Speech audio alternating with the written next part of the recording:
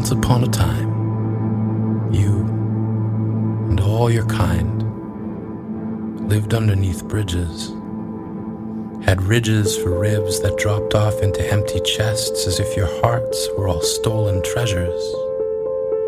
As if an excavation crew were hired to dig up and remove the part of you that let you feel. And while the world above you invented the wheel, you stayed put, knowing it would one day need to roll over top of you to get to where it's going.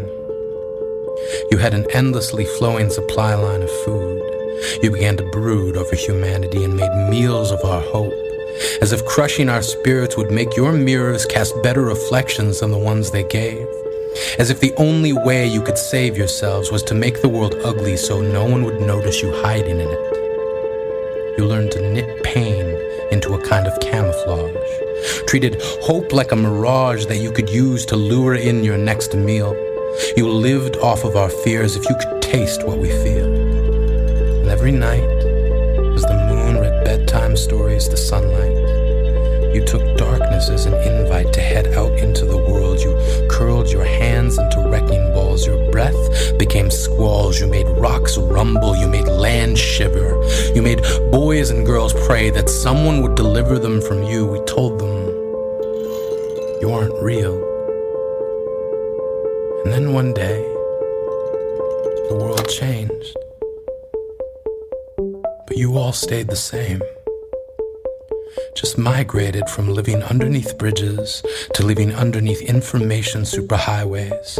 Days and nights became meaningless. Each already deepened chest became an abyss that no one would ever find the bottom of. Concepts like love fell into your gravity. We turned ourselves into life preservers, hoping to save as many as we could. But the fathers who stood guarding closet doors and the mothers who secured the floors underneath beds all shook their heads, not knowing how to deal with you. You, who crept into our lives with tongues like knives, stabbing your words into our skins.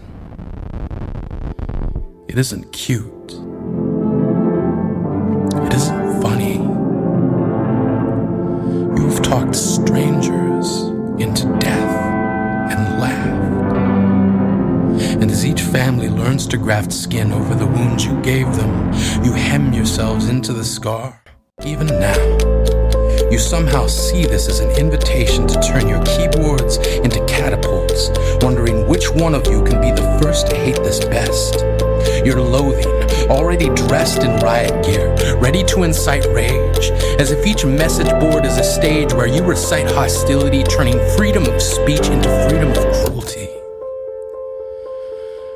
We are stuck with you,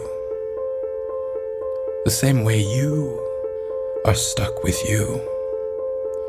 We were once upon a time told that none of you exist.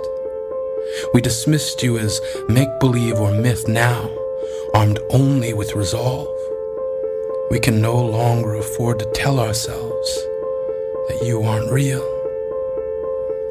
We will not let you make your dinners out of the things we feel.